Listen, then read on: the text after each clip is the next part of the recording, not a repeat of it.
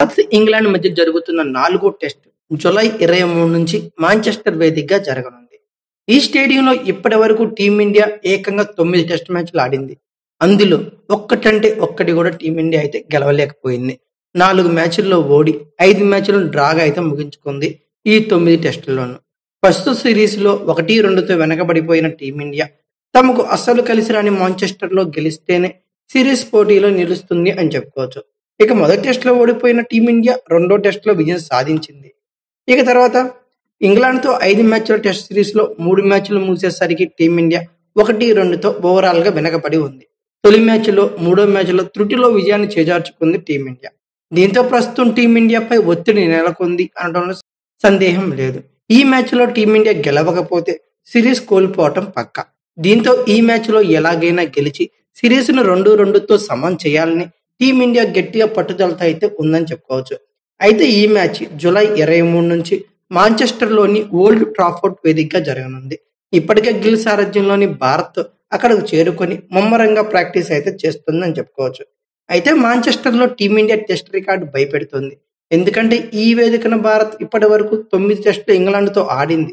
ఇందులో ఒక్కటంటే ఒక్క మ్యాచ్లో కూడా టీమిండియా గెలవలేదు. ఈ స్టేడియంలో టెస్టుల్లో గెలుపు రుచిని చూడలేదు టీమిండియా.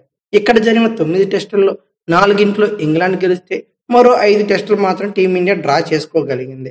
అయితే మాంచెస్టర్లో టీమిండియా రికార్డ్స్ పరిశీలిస్తే 1936లో భారత్ తొలిసారి మాంచెస్టర్లో టెస్ట్ మ్యాచ్ అయితే ఆడింది. ఆ మ్యాచ్ డ్రాగా ముగిసింది. ఇక తర్వాత 1946లో ఫలితం అయితే తేలలేదు. ఇక 1952, 1959లో మాత్రం ఇంగ్లాండ్ విజయం సాధించింది. ఇక 1971లో మ్యాచ్ని డ్రాగా ముగించారు. ఇక 1974లో మళ్ళీ ఇంగ్లాండ్ గెలిచింది.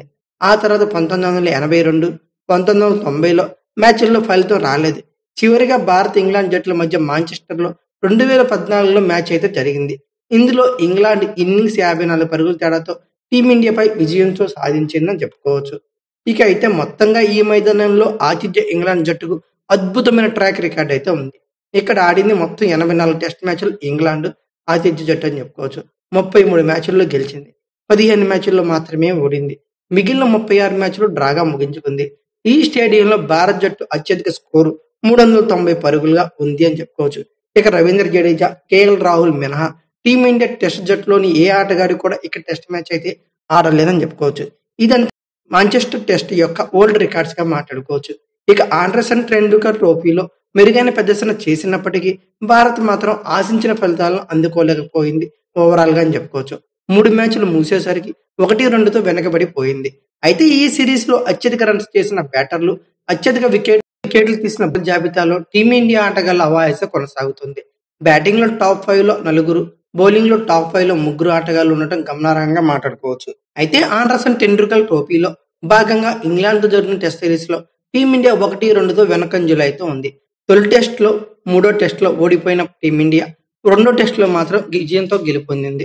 నిజానికి కొంచెం అదృష్టం భారత్ కలిసి వచ్చిన సిరీస్ లో ఇప్పటివరకు ఫలితం వేరేలా ఉండేది అని చెప్పుకోవచ్చు. తొలి టెస్ట్ లో 371 రన్స్ ను డిఫెండ్ చేసుకోలేకపోయింది టీమిండియా. అలాగే మూడో టెస్ట్ లో 193 పరుగులను చేయలేకపోయింది. దీంతో సిరీస్ లో 3-0తో ఆధిక్యంలో ఉండాల్సిన టీమిండియా 1-2తో వెనుకంజలో అయితే నిలిచింది. కీలక సమయాల్లో టీమిండియా తలబాటు ఇబ్బందికరంగా మారింది ఫలితం పరంగా చెప్పుకోవచ్చు. ఇక అయితే ఈ సిరీస్ లో చాలా వరకు భారత ఆధిపత్యం ప్రదర్శించింది. అందులో అత్యధిక రన్స్, అలాగే అత్యధిక వికెట్లు జాబితాలో టీమిండియా ప్లేయర్లు సత్తా చాటుతున్నారు. ఈ సిరీస్ లో 3 మ్యాచ్లు ముగిసేసరికి అత్యధిక రన్స్ చేసిన టాప్ 5 ఆటగాళ్లలో 4 భారత ఆటగాళ్లే కావడం గమనార్హంగా మాట్లాడుకోవచ్చు. ఇక బౌలింగ్ లోనూ భారత్దే పైచేయి. టాప్ 5లో 3 మనోళ్లే కనబడుతున్నారు. ఇక బ్యాటింగ్ లో భారత్ జోరు అంటే ఆండర్సన్ టెండూల్కర్ ట్రోఫీలో ఇప్పటి వరకు 3 టెస్టులు ముగిశాయి. అందులో అత్యధిక రన్స్ చేసిన ప్లేయర్ గా టీమిండియా కెప్టెన్ గిల్ ఉన్నాడు. శుభ్మన్ గిల్ ఇప్పటి వరకు ఆడిన 3 టెస్టుల్లో 6 ఇన్నింగ్స్లో 607 పరుగులే చేశాడు. ఇక ఆ తర్వాత ప్లేస్ లో రిషబ్ పంత్ 425 పరుగులతో ఉన్నాడు. ఆ తర్వాత ఇంగ్లాండ్ కు చెందిన జెమీ స్మిత్ 415 పరుగులు, కేఎల్ రాహుల్ 375 పరుగులు, రవీంద్ర జడేజా 327 పరుగులతో ఉన్నారు.